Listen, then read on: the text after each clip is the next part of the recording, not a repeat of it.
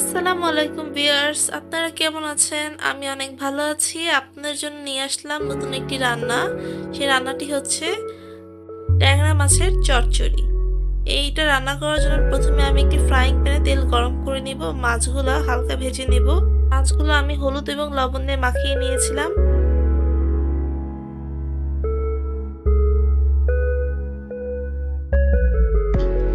এই তো আমার মাছ ভাজা শেষ হয়ে গিয়েছে। এখন আমি একটি কড়াইতে তেল দিয়ে নিব।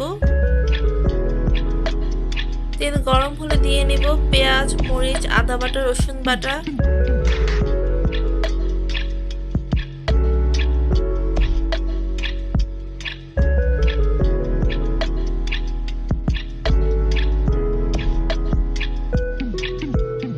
দিয়ে দেব তেজপাতা এবং লবঙ্গ।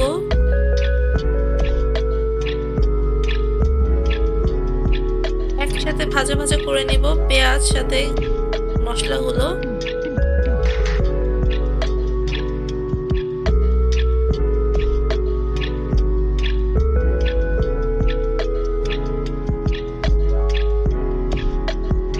মতো নেড়ে চেড়ে ভাজা ভাজা করে নিচ্ছি।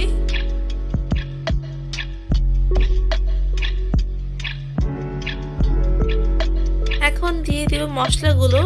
মশলা হিসেবে আমি ইউজ করছি হলুদের গুঁড়া, মরিচের গুঁড়া, ধনিয়ার গুঁড়া এবং স্বাদ মতো লবণ। মশলাগুলো ভালো মতো নেড়ে চেড়ে পেঁয়াজের সাথে কষিয়ে নেব।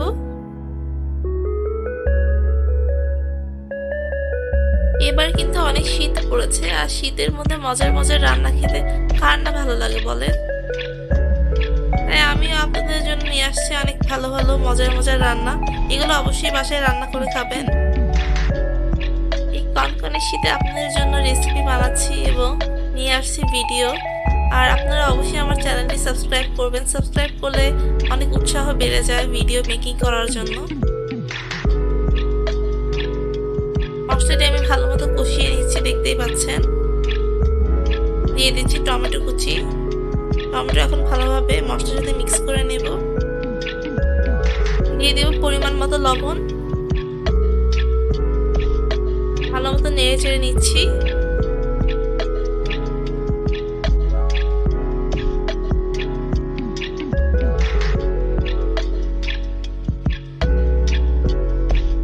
এখন অ্যাড করে দেব পরিমাণ মতো পানি। এই পানিতে আমি রান্নাটি করব। পানি হালকা গরম হয়ে আসতে দিয়ে দেব ভেজে রাখা ট্যাংরা মাছগুলো। এই তো পানিতে বলক চলে এসেছে। এখন দিয়ে দেব ট্যাংরা মাছগুলো একে একে।